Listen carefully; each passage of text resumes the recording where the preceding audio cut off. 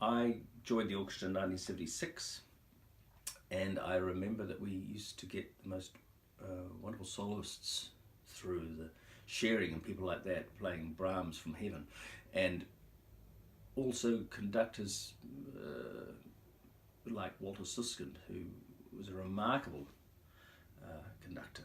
I can remember one particular recording. We used to do studio recordings in those days. We did of Vaughan Williams' Job, a 50-minute work, and we rehearsed it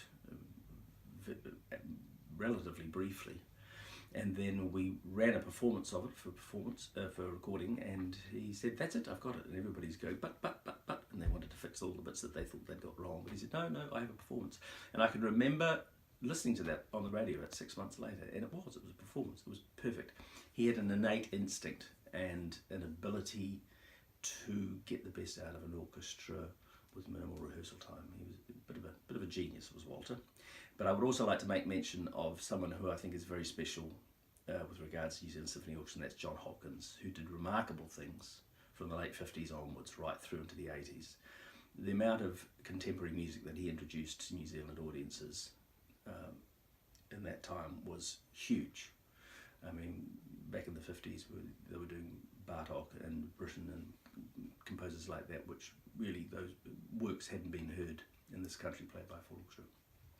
But then I think of things like 1975, just the year before I joined, he did the second performance of Shostakovich's 15th Symphony.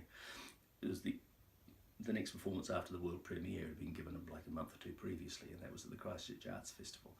Things like that.